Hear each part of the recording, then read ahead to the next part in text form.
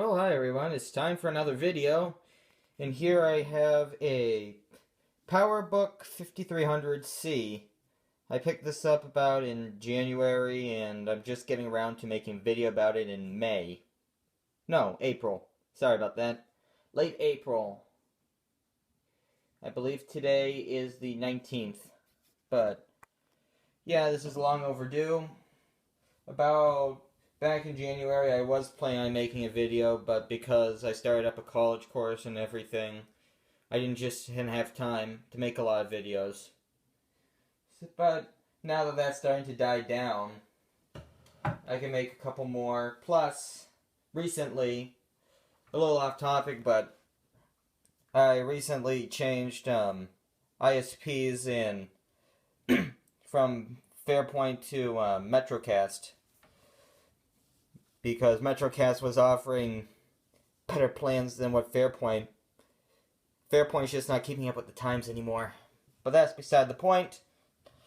We're talking about this.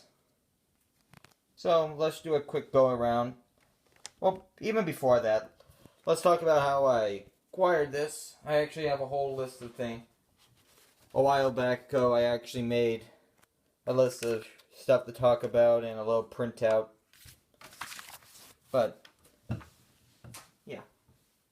Let's go around it. This is in pretty good shape. I paid like $10 from it from a person pretty close.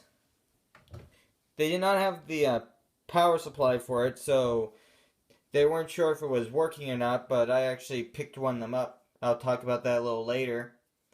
And it booted up just fine.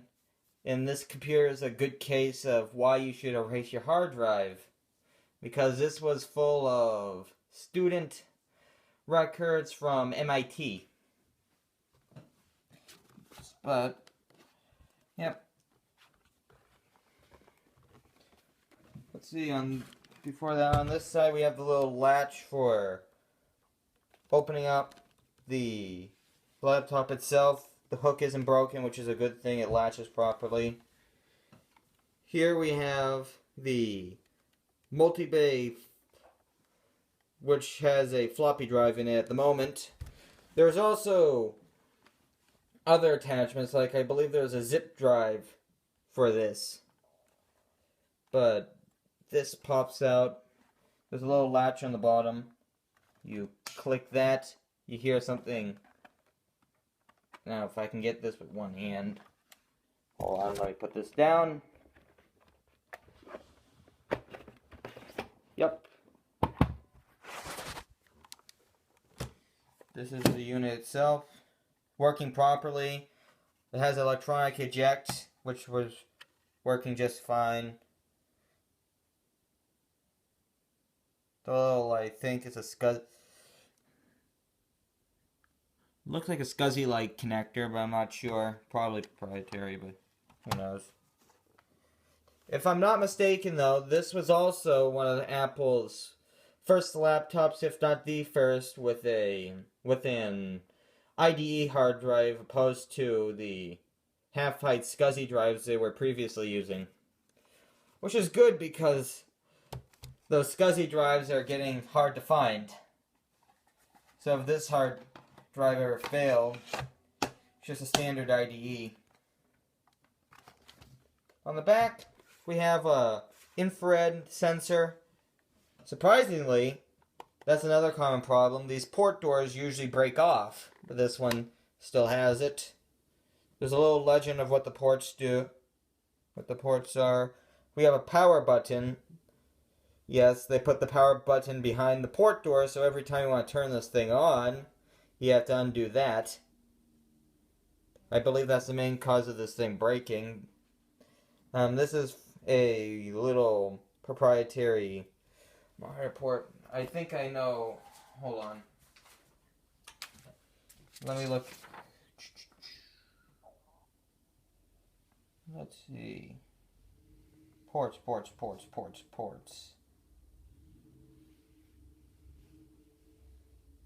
Bear with me. Oh, I'm not sure if you can hear that, but that's someone's engine in the background. Ignore it.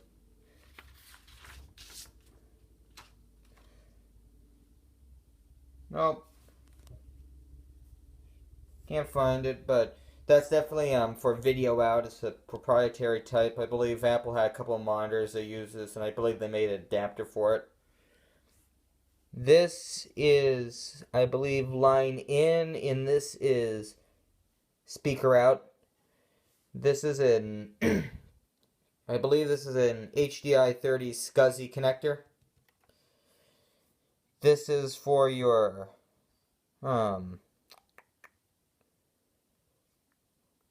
fax or phone dial-up modem, and this is a Apple Talk, I believe.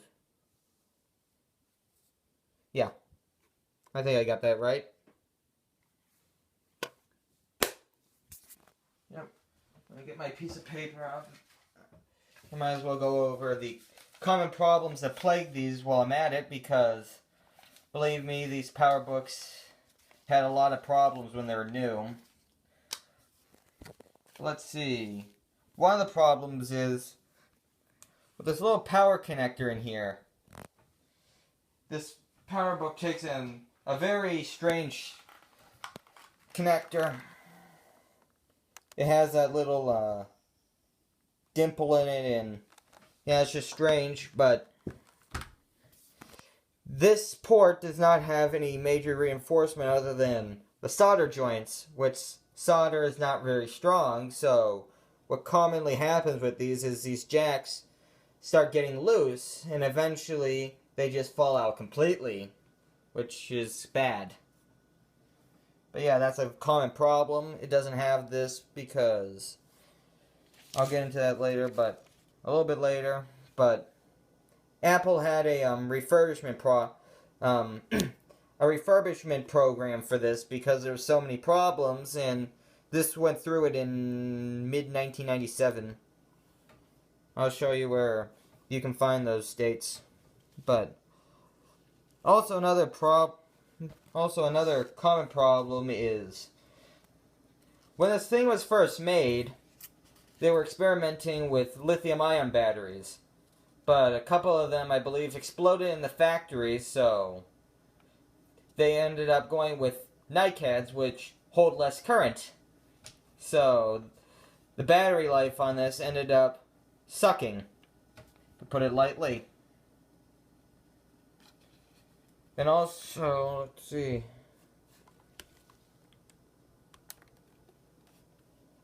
Going over to here, we have two Type 2 or one Type 3 PCM-CIA card slots with electronic eject and a little pinhole for each side for if that mechanism ever broke. Now let's just open this. I'll also go over some of the problems this thing does have. It doesn't have many, but it has a couple. The screen, it's actually pretty good quality for the time period. It's let's see. I know it's an active matrix, and surprisingly, there are no stuck pixels to my memory that I found, which is good. But let's see. The built-in display is a 10.4 inch, and it's 640 by 480, and it supports 16-bit color, which isn't bad for a laptop of this age, because you have to think this was introduced in August of 1995. But yeah.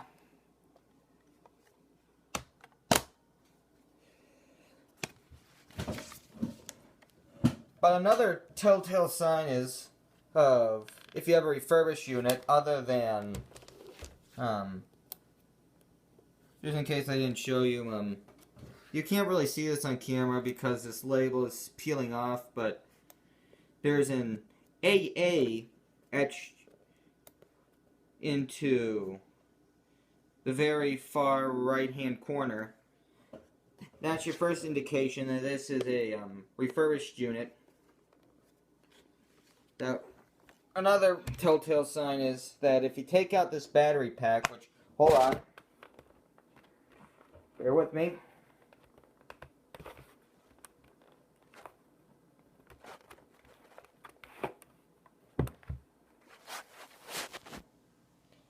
Not sure if you can see this, but there's a date of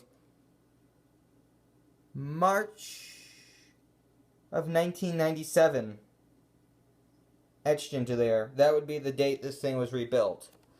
Which I believe when they rebuilt these, they replaced the bottom cover, the top cover. I think they replaced a couple other things, but yeah. Because I believe the reason why they did that was because these things they weren't really lasting. They were falling apart not too long after people bought them.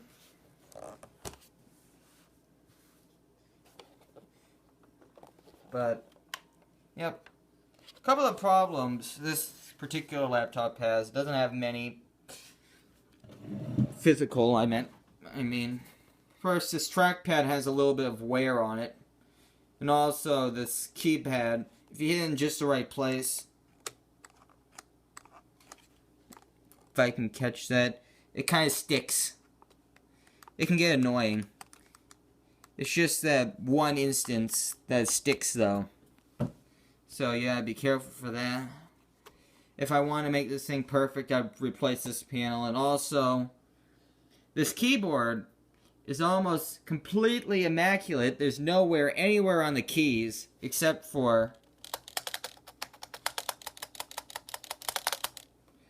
when I pulled this thing up, I found that the little indent where the bar for this, where the stabilizer bar for the space key goes in, was completely snapped off. So this keyboard is pretty much garbage, unfortunately.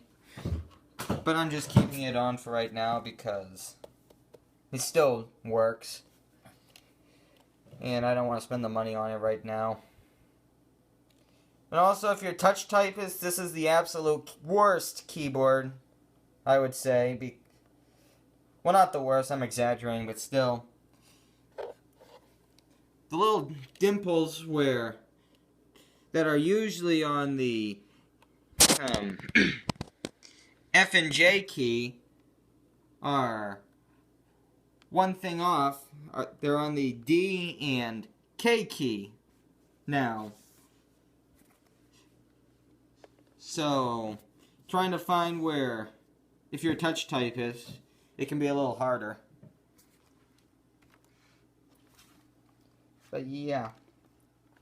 Let's see what else I can talk about before I power this up.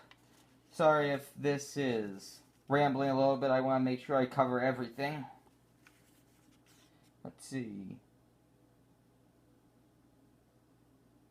Yeah. Also, when I was going to buy the PowerBook, this was actually my second PowerBook. Where did I put down that first one? Right here. First PowerBook, when I got it in the mail, it works, but it's a little disappointing to see, if you can see that this metal piece the rubber is starting to crack a little bit. I didn't like that too much, so what I did was I contacted that eBay seller, and without hesitation, he apologized and shipped me a new one free of charge. And this one doesn't have that problem. So, yeah, he was he didn't give me a hard time at all. He was pretty good. His eBay username is red_planet_trading. I'll be posting his eBay name in the description. Yep, I've already gone through the... Oh yeah, another couple of problems with these is the hinges. This whole Well, before I go into Hinges, I'm just gonna tell you that this plastic... Oh, shit. Hold on. Sorry about that. That was an unexpected phone call. Now, where was I? Oh, yeah. This laptop is made of that extremely brittle, cheap plastic, ABS plastic, that likes to just snap. And for the hinges, how there are, what commonly happens is the hinges screw into brass inserts that are basically molded into the plastic frame. Now what happens is that ABS plastic expands and contracts a little bit, which causes that brass insert to get loose, and eventually that brass insert will break free, and you basically lose your hinge. So that was a common problem, and the processor on this thing, which was a 100 megahertz PowerPC 603E, was a pretty good processor for the time, except Apple kind of cheaped out and they didn't include any L2 cache. So this thing is slow, to put it lightly. And to add even more pain to that, the stock hard drive, which this one has the 750 megabyte hard drive, that I think was only something like 1800 RPM or something slow like that. They put an extremely slow one in that, so that's also another bottleneck on this. But, and one other thing, this multi-bay. This particular multi-bay is smaller than what they give on. There was also a CD-ROM option for the multi-bay, but this bay is too small, so it won't fit in here, which is a downside. The only way to get a CD player on this is to hook it up via the SCSI connector on the back. So yeah, this thing was pretty shitty for its day. They tried, but they failed. But let's see what else. I believe that this model also had I know that there was a 117 megahertz model. I believe it was the 5300 CS. This is the 5300C. But it's possible to overclock it if you want to mess with the resistors on the board. That's how I believe you can get that back up to. You can increase the clock speed. Not that it's going to matter because you don't have any L2 cache. But I don't believe there's any jumpers for that. I think it's all done with resistors. Let's see what else. This takes in a proprietary RAM expansion card, which this one does have. It comes with 16 megabytes on board, and I have a 16 megabyte expansion card, so it has 32 megabytes in total. The max RAM is 64 megabytes, and the expansion card that this one has, it's a third-party Kingston unit. I'm not going to take this thing apart because it's the plastic's so brittle, and the way you have to take it apart, I don't want to take it apart more than I need to. I'll probably do that at a later time because I have to rebuild the CMOS battery, and I'll make a video of that whenever I get around to rebuilding and reinstalling it. But yeah, the RAM card that this thing actually has about half the spot. It looks like it could have been used for the 64 mega to bring it up to 64 megabytes, because there's a lot of spots where empty spots for the RAM chips.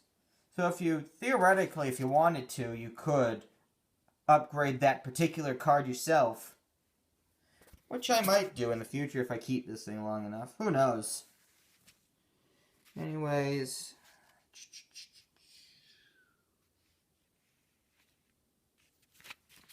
I think I've gone over well, no. Also, this thing is running right now macOS 8.5. At the moment, you can bring it up to 9.1, but that's gonna just be slow. I personally want to have this thing on like 7.55 instead of having it on macOS 8, because I think that I think it would run macOS 7 a little better than it does 8. But, I might do that eventually when I get a CD-ROM drive, even though macOS 7.5.5 has a floppy disk, has a version on floppy disk. I don't want to be messing with 20 some odd floppy disks installing macOS 7. That's just going to take forever. But ignoring that, I know I've been keeping you on long enough, so instead of boring you guys, let's start this sucker up.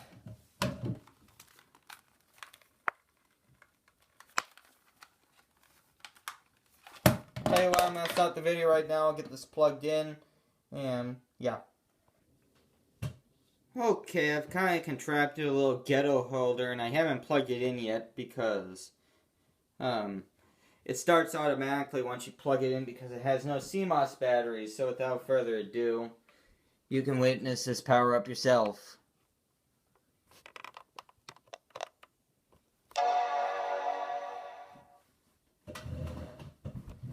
I'll have to see if I got this correct, but it takes a little bit for that hard.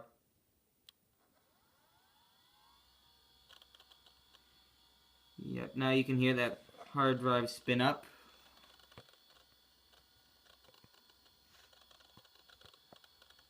Sorry for the low quality.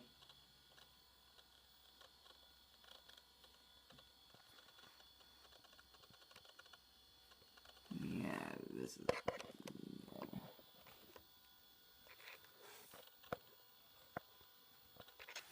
I'm gonna have to mess with this a little bit to get this right. I want you to be able to see most of the screen. I think you can like that.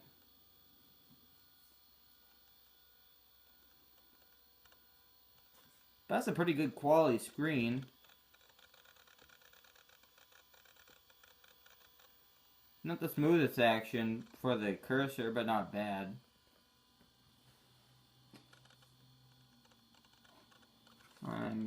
I would like you to see the whole screen. Even if it's a little jittery, but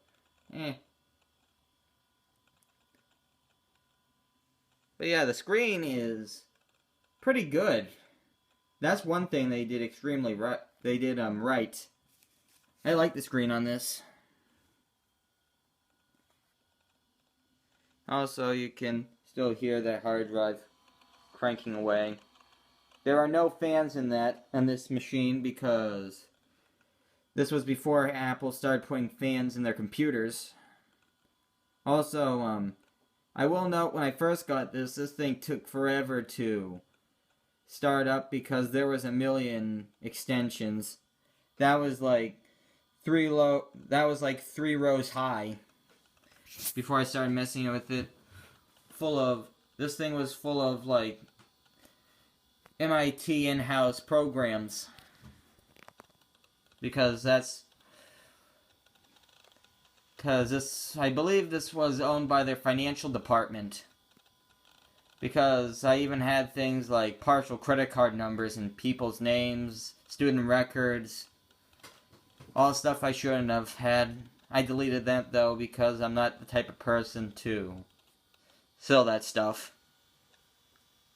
But yep, now that we're fully booted up, this is kind of blurry. I need to get a new camera and better lighting.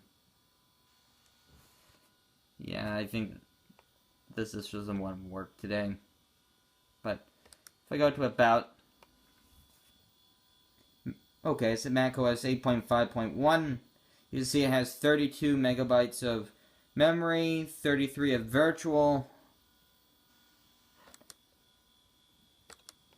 Let me just, I believe this is for get more information. 772.7 megabytes and 438.7 is available. Before I cleaned out this hard drive, I think it was only like 10 megabytes was, or something like that was available. This hard drive was loaded. Wait. Shit. What else can I show you? Oh yeah, I've installed After Dark. Because why not? Let's see. Flying toasters.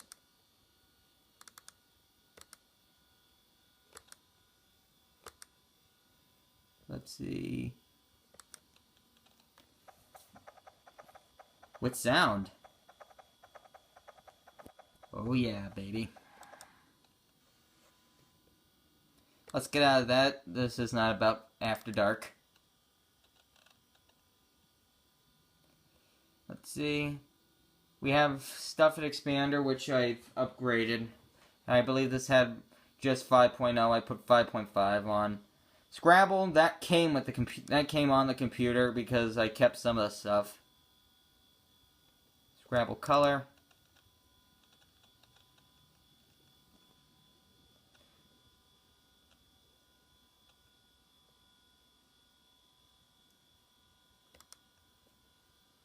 And this game works great. Oh, I'll just use the key command. That works.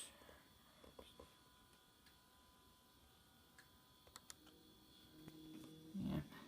What else can I show you? Let's see, we've got Netscape. That's original to this, and I believe not in there. Was it an internet? Yep. That's some stuff I forgot to delete. It's not really personally thing, but some of the in-house MIT software. I'll delete that a little later. Oh yeah, Internet Explorer 4.5 for Macintosh.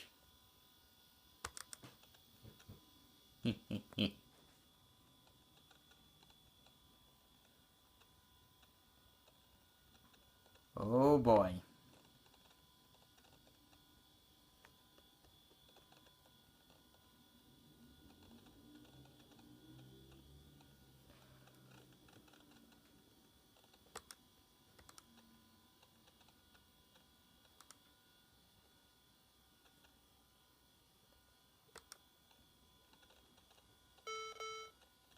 Oh yeah. Living it up.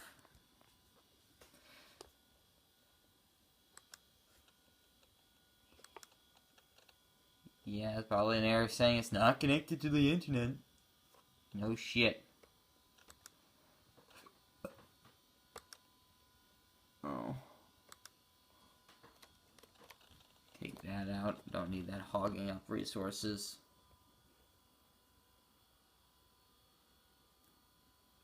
Let's get out of this. Not much to show you. It's macOS 8. It doesn't run it too bad, but for basic uses, but it is easy to throttle this thing. Also, another thing, just to show you that the floppy drive works. I've got my little ghetto label. This is what I use to install, to upgrade Stuffed Expander. Let's pop it in.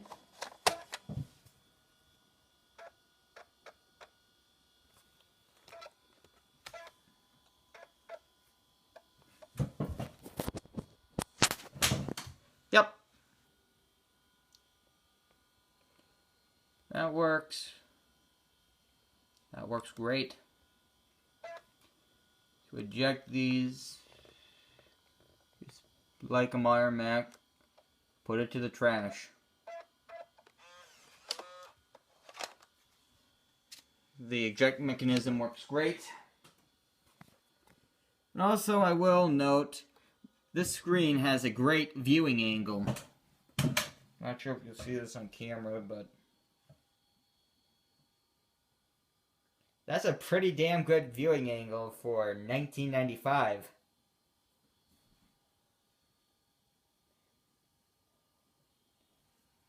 I will give it credit for that. Let's see what I have bright. Yeah, this is only on half brightness, so this screen is pretty damn good.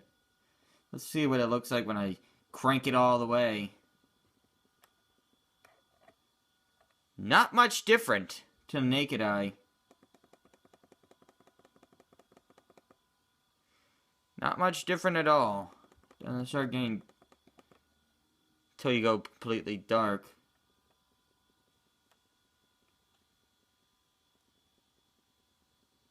I mean, you can kind of see it. It's just lightening the colors a little bit, but it's very subtle. But yeah, you can see that little indicator also because the battery is gonzo.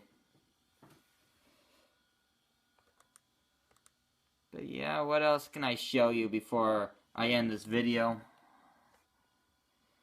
Let's see, that belonged to the fax card that was in the PC card slot. Jigsaw puzzle. Built-in little game. Just one of those that messes up the picture. File. Start new puzzle. Yeah, it's just a jigsaw puzzle. Put the pieces together. But I'm not going to be playing Pickup 52 with this. Okay.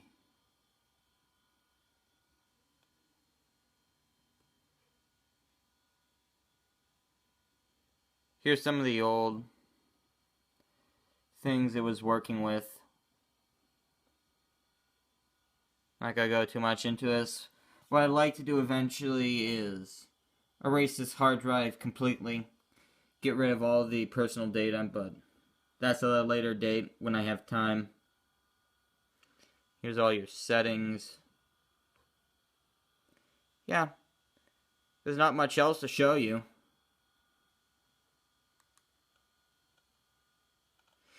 It's really not bad for $10.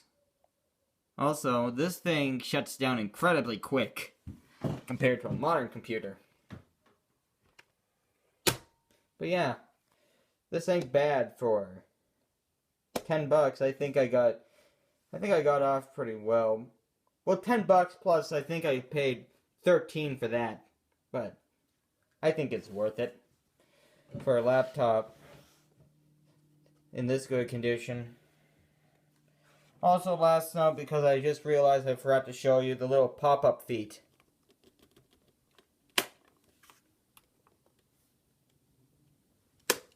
They work on this, so yeah.